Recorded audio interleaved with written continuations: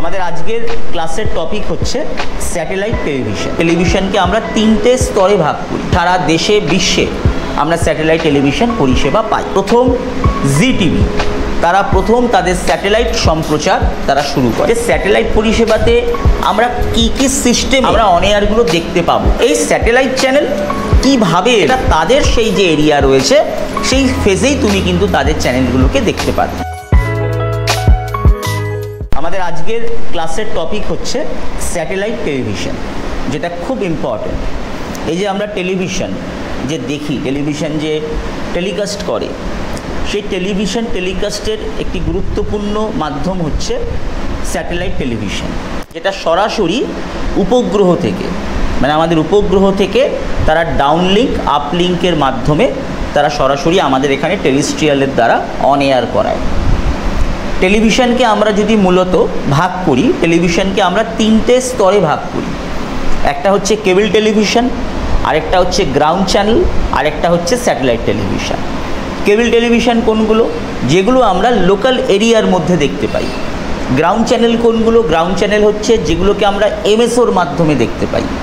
MSO কারা? MSO হচ্ছে multi system operator, যেমন এই সিটি কেবল, তারপর হচ্ছে ডিজি কেবল, হ্যাথওয়ে, তারপর হচ্ছে ডেন, সিসিএন, ঠিক আছে? এইগুলো হচ্ছে যে সেটটপ বক্স, এই সেটটপ বক্সের মাধ্যমে আমরা দেখতে পাই।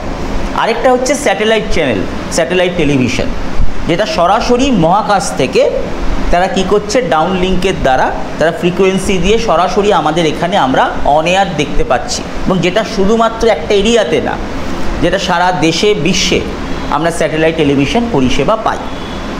এবার এই স্যাটেলাইট টেলিভিশন পরিষেবার পাশাপাশি টেলিভিশনের এই ফরম্যাটটাকে আমরা দুটো ভাগে ভাগ করি। একটা হচ্ছে অ্যানালগ, আরেকটা হচ্ছে ডিজিটাল। অ্যানালগ কোনটা? যখন আমরা আগে কেবল অ্যান্টেনা দেখতাম, অ্যান্টেনা অনেকেই দেখেছে, অনেকেই জানো অ্যান্টেনা ছিল, সেই অ্যান্টেনাতে তারের মাধ্যমে টেলিভিশন দেখা হতো। কিন্তু বর্তমানে পুরোটাই হয়ে গেছে ডিজিটাল। এখন সেটটপ বক্সের মাধ্যমে আমরা এই সুবিধাটা পাচ্ছি। প্রথম ইন্ডিয়াতে 1992-তে প্রথম জি টিভি তারা প্রথম তাদের স্যাটেলাইট সম্প্রচার তারা শুরু করে। তাহলে কি বললাম? 1992-তে জি টিভি তারা প্রথম ইন্ডিয়াতে তাদের স্যাটেলাইট চ্যানেল পরিষেবা তারা চালু করে। এবার এই স্যাটেলাইট পরিষেবার পাশাপাশি আমাদেরকে জানতে হবে যে স্যাটেলাইট পরিষেবাতে আমরা কি কি সিস্টেমে আমরা অন এয়ারগুলো দেখতে পাবো। ফার্স্ট হচ্ছে যে আমরা যে এইচডি কোয়ালিটি বলি, আমরা এইচডি কোয়ালিটিতে দেখি, আমরা বিভিন্ন ডাউনলোডের দ্বারা দেখি, আমরা বিভিন্ন রকম টেরিস্ট্রিয়ালের দ্বারা দেখি, আমরা ফ্রিকোয়েন্সির দ্বারা দেখি। এই সবকটা কিন্তু উপগ্রহ থেকে ডিরেক্ট কানেক্ট হয়, যাদেরকে আমরা সার্ভার বলি। সার্ভার যেমন ধরো আজকের দিনে দাঁড়িয়ে আমরা যদি মোবাইল ফোন দেখি, একটা সময় মোবাইল ফোন কি হতো, তারের মাধ্যমে ল্যান্ডফোন ছিল, কিন্তু এখন বর্তমানে এই সব মোবাইল ফোন চলে এসছে। আগে ল্যান্ডফোন টেলিফোন যেটা ছিল, তারপর এসছে এই মোবাইল ফোন। এই মোবাইল ফোনে আমরা কি, আমরা টাওয়ার দেখতে পাই, এটা টাওয়ারের সাথে সরাসরি কানেকশান করে এটাকে নেওয়া হয়। দেখবে আমরা অনেক সময় বলি যে মেট্রোর নিচ দিয়ে ধরো তুমি যাচ্ছ, মেট্রো যাচ্ছে মাটির নিচ দিয়ে, তো মাটির নিচে মেট্রোতে দেখবে অনেক সময় কোনো একটি কোম্পানির টাওয়ার হয়তো লাগে না, হয়তো বিএসএনএল তুমি পেলে না, বা জিও খুব ভালো পেলে। তেমনি যখন তুমি স্যাটেলাইট টেলিভিশন দেখছো, তার যেখানে যেখানে সার্ভার, সেই সার্ভার অনুযায়ী সে সব জায়গাতে কিন্তু অন এয়ার করবে। আর গ্রাউন্ড চ্যানেলগুলো কি করবে? গ্রাউন্ড চ্যানেল তার যেখানে সেটটপ বক্স আছে, যেমন বললাম সিটি কেবল, ডিজি কেবল, হ্যাথওয়ে, তারা যেখানে যেখানে সেটটপ বক্স রয়েছে সেখানেই তারা চ্যানেলটা দেখতে পারবে। আর লোকাল কেবল চ্যানেল হলো তাদেরই একটা পার্ট, যেমন জিটিপিএলের নিজস্ব লোকাল কেবল চ্যানেল রয়েছে, সিটি কেবলের রয়েছে, হ্যাথওয়ের রয়েছে, তারা বিভিন্ন রকম নিউজ বা এন্টারটেনমেন্ট প্রোগ্রাম চালায়, যেটা তাদের সেই যে এরিয়া রয়েছে সেই ফেজেই তুমি কিন্তু তাদের চ্যানেলগুলোকে দেখতে পারবে।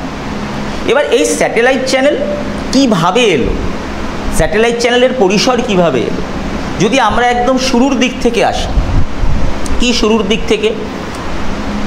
আমাদের ভারতবর্ষে যদি তুমি দেখো যে খবরের প্রচার বা কোনো ইনফরমেশনকে আদান প্রদান করার জন্য প্রধান হাতিয়ার ছিল হচ্ছে প্রিন্ট মিডিয়া, তারপর তারও আগে ছিল হচ্ছে রেডিও।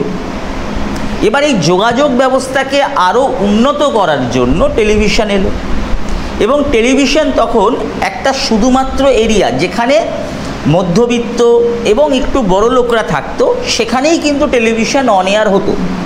কিন্তু যেখানে নিম্ন মধ্যবিত্ত মানে গরিব শ্রেণীর মানুষেরা থাকে, সেখানে টেলিভিশন তারা পয়সা দিয়ে দেখতে পারত না।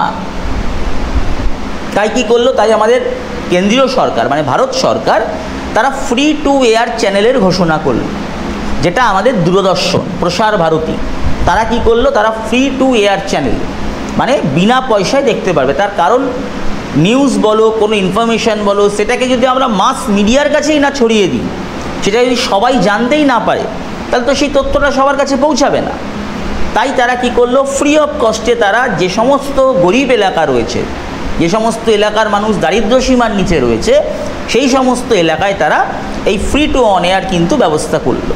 এবং এই ফ্রি টু অন এয়ারের পাশাপাশি যারা ধরো একটু পয়সাওয়ালা, যারা ধরো পয়সা দিতে পারবে, যাদের ধরো আর্থিক স্বাচ্ছন্দ্যতা রয়েছে, সেই সমস্ত জায়গায় তারা পয়সা নেবে।